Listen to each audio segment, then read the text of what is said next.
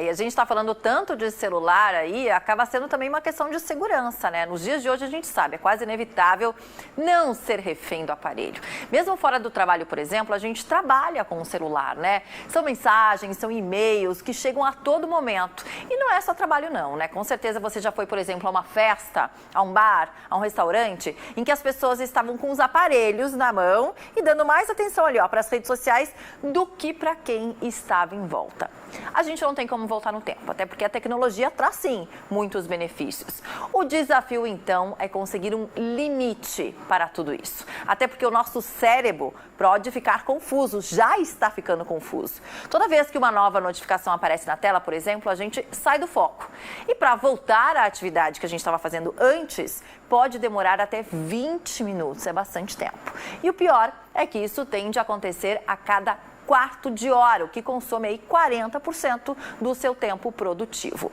E para falar mais sobre isso, então, eu recebo aqui no estúdio a Keitiline Viacava, que é neurocientista, fundadora e diretora da empresa Decision Making Lab em São Paulo. Bom dia para você. Bom dia, Paula. Bom, eu vou dizer que esses dados foram assustadores para mim, de você estar aqui.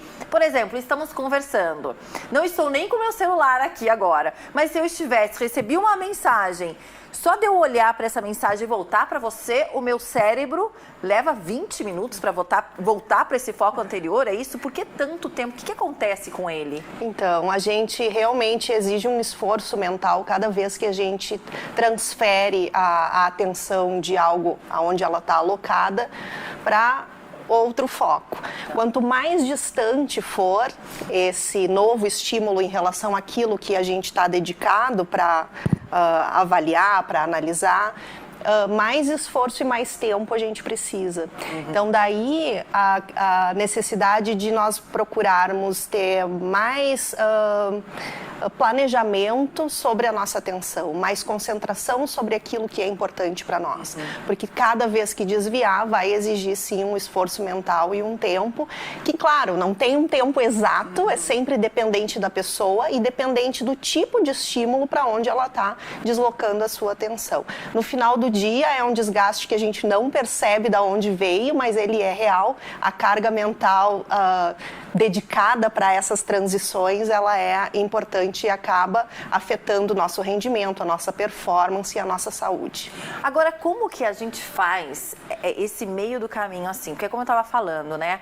A gente tem, por exemplo, o trabalho a gente está levando para fora de casa hoje em dia, né? Então, hoje em dia, além das 8, 9 horas trabalhadas, a gente tem e-mail que a gente pode receber a qualquer momento, a gente tem pelo WhatsApp que a gente pode receber a qualquer momento também, um pedido de trabalho, e você não sabe nesse momento o que você pode olhar e o que você não pode olhar, mas tem trabalho, como a gente estava falando antes também, falando um pouquinho de redes sociais, muita gente que ganha dinheiro com isso e precisa estar conectada o tempo inteiro, né? Como é que a gente sabe, ou como que a gente faz para ter esse limite? Porque dá para dar limite para um chefe, por exemplo, olha, vou sair daqui e não vou responder, alertas no celular, silenciar de repente alguns grupos. Isso. O que a gente faz?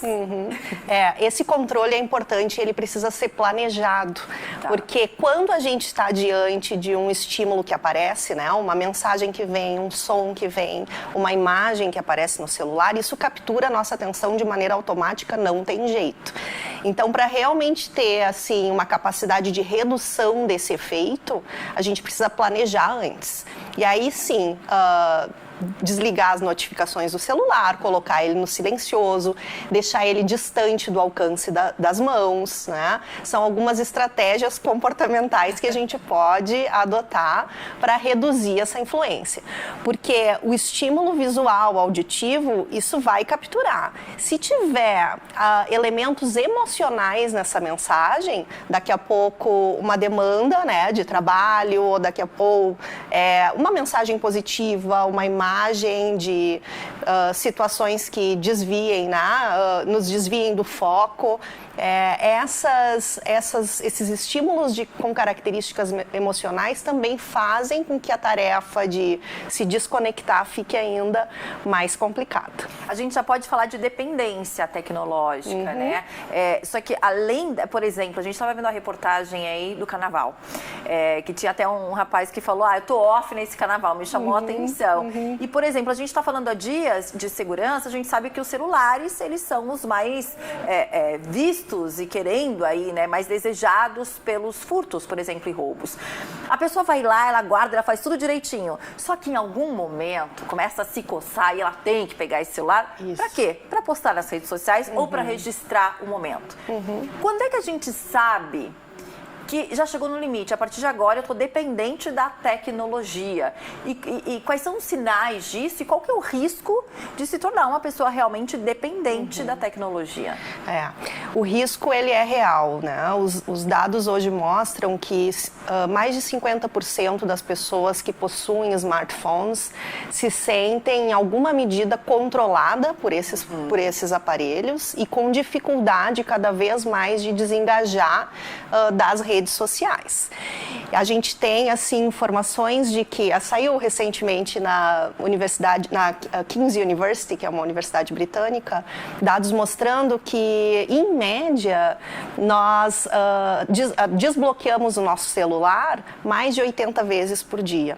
Nossa. E tocamos ele, tipo, digitamos, a gente dá um like, analisa alguma coisa no aparelho, mais de 3.000 vezes por dia. Isso no final do ano é um total assim que ultrapassa 1 milhão de conexões com esse aparelho. Então, a chance de desenvolver uma dependência no uso dessa tecnologia, ela é real, em função da quantidade de repetições que a gente tem no uso e em função de todas as associações, em grande parte positivas, reforçadas pelo uso, que acabam acontecendo. Então, isso que você está identificando e trazendo é realmente uma questão que merece a nossa atenção. Como que a gente percebe que isso está nos afetando, né? Quando a gente começa a ter dificuldades para ficar distante. Começo a sentir ansiedade, começo a me sentir o que será que está acontecendo ali na rede que eu não estou acompanhando, começo a todo momento estar falando de coisas que aconteceram na rede ou planejando ações futuras, né?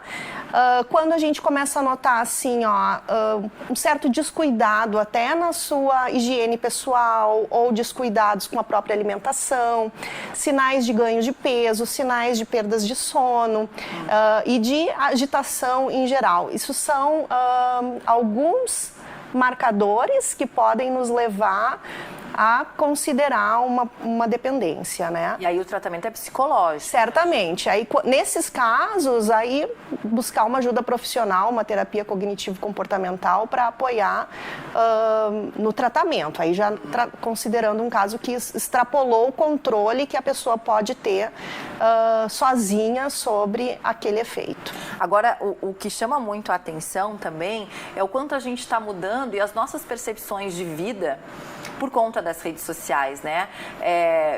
Por exemplo, o Instagram foi muito bacana que tirou os likes, porque às vezes as pessoas ficavam ali monitoradas por elas mesmas, né? De quantos likes eu vou receber nessa foto, como se as pessoas só gostassem de você se elas estão te dando like naquela foto, por exemplo. Chega a ser, além da dependência, uma carência também. Eu acho que a gente está mostrando também outras coisas que estão com problemas aqui na sociedade que a gente está mostrando.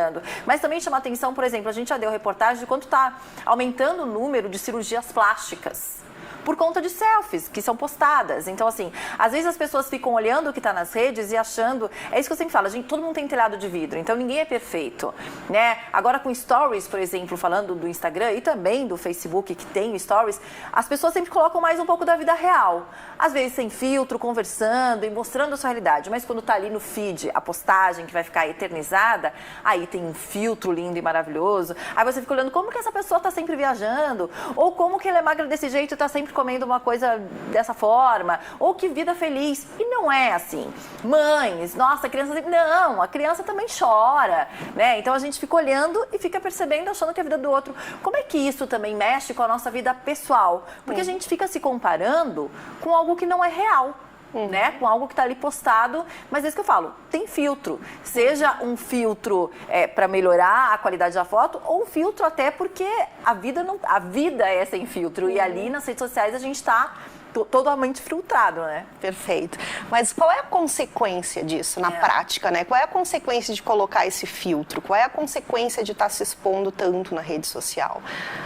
No final, é aumento de visibilidade e é aumento dos likes. Então, são reforçadores positivos que essa pessoa encontra através da rede social, que vai fazendo com que... O que acontece no cérebro? Cada vez que eu tenho aumento de visibilidade ou que eu tenho mais likes ou mais comentários que apoiam, que sustentam aquele conteúdo, seja filtro, seja um stories, né?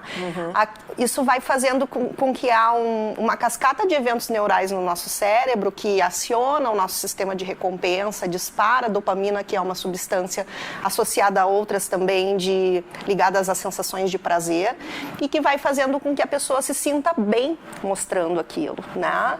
E isso, repetidamente, a gente vai precisando mais e mais ações como essas para ter a mesma sensação. Então, é muito parecido com o que a gente vê em termos de dependências de outras, de drogas, por exemplo, né? E o que você trouxe, assim, mas é uma realidade ilusória, muitas vezes, né? Agora... Você acaba se cobrando mais pela sua vida, porque ela não é perfeita que nem das outras pessoas, sendo que das outras pessoas também não são perfeitas, né? Agora, essas situações sociais, como estilos de vida das pessoas, como que as pessoas estão vivendo? Qual é a norma social atual, né? Isso é muito importante para nós, em termos da nossa manutenção, da nossa vida, das nossas relações, do estabelecimento de confiança, de pertencer, né, aos meios. Então, é muito importante para nós identificarmos quais são os sinais sociais que são valorizados hoje no momento. E como que eu me ajusto a esses sinais para ser querido pelo outro, para pertencer no ambiente onde eu quero pertencer, seja no trabalho, seja nas relações pessoais, enfim. Então, novamente, buscar, né, mecanismos para se conectar com essa realidade, ainda que ela seja artificial, ela tem essa razão evolutiva, digamos assim, de fazer parte, de ser querido, né? E o que a curto ou longo prazo isso pode trazer de consequência até para o nosso cérebro, mas também para a nossa vida social? Porque muitas vezes é isso que a gente estava falando no início, né? A gente está aqui conversando, está com um grupo de amigos, mas ninguém está conectado aqui com as relações reais. A gente está no mundo virtual. É claro que a gente sabe que tem pessoas que ganham dinheiro com isso. Hoje em dia virou um mercado de trabalho, sim. Então são pessoas que, às vezes você é uma pessoa que tem poucos seguidores, né? Não são milhões, não são centenas de milhares de seguidores. Mas aquilo vira um mercado de trabalho. Você precisa postar, então você precisa conectado. Claro, tem a parte de trabalho. Mas falando da parte social, da nossa vida pessoal, o que a curto ou a longo prazo a gente pode perder com essa dependência ou com esse tanto tempo que a gente dedica na nossa vida nas redes? Justamente a gente perde qualidade nas nossas relações e a gente perde também, reduz a nossa competência interpessoal, né? É muito mais fácil interagir com a rede social, porque pensando bem, na rede social existe um certo controle, né? Um certo controle existe. Então, eu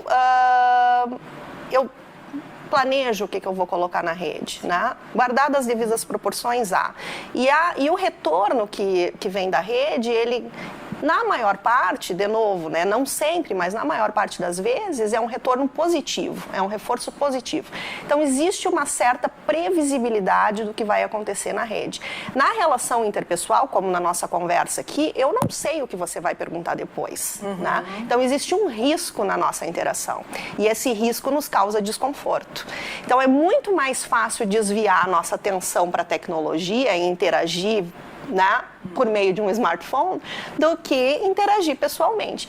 O problema é que a gente não se dá conta disso, né? Esses são mecanismos automáticos do nosso comportamento, são gatilhos que fazem com que a gente haja sem pensar, como se a mente estivesse em outro lugar.